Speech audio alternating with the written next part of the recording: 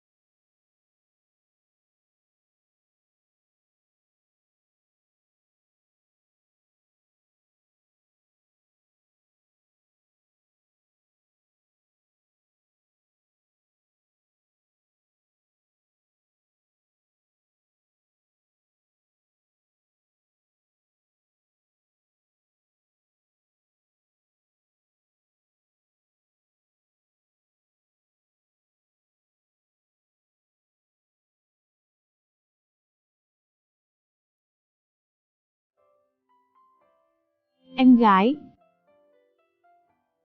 Nong sáo. Nong sáo.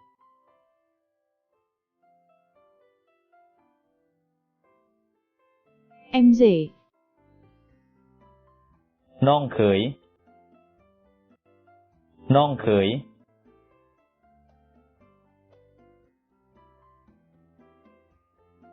Em dâu. Nong phay. Nong phay.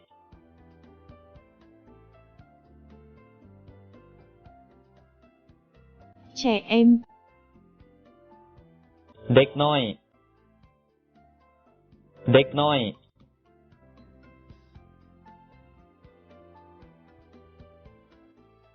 Con cái. Lu. Lu.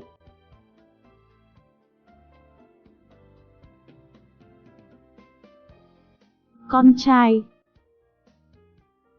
ลูกซ้าย ลูกซ้าย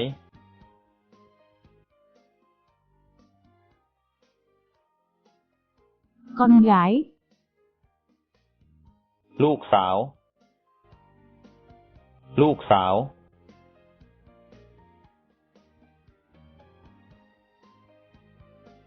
con rể, ลูกเขย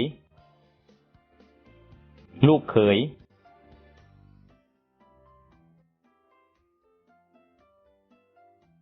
con dâu,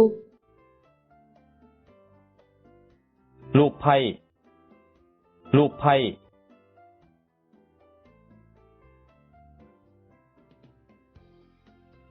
con một,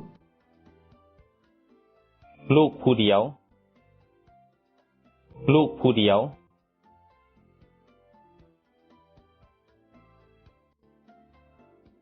con cả, ลูกกก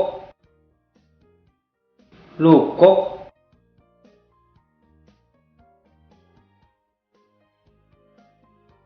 con út, ลูกหลา ลูกหลา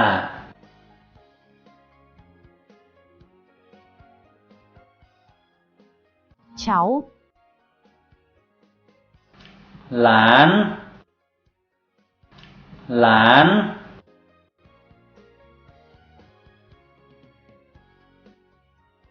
cháu trai, หลานชาย หลานชาย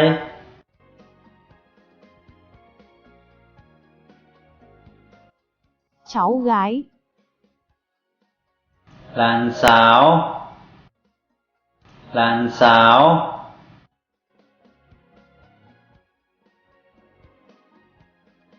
bác trai, ลุง ลุง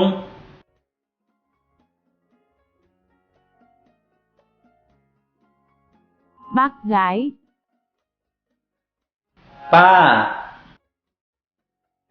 ป้า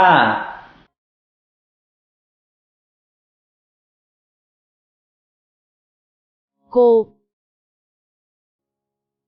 หา หา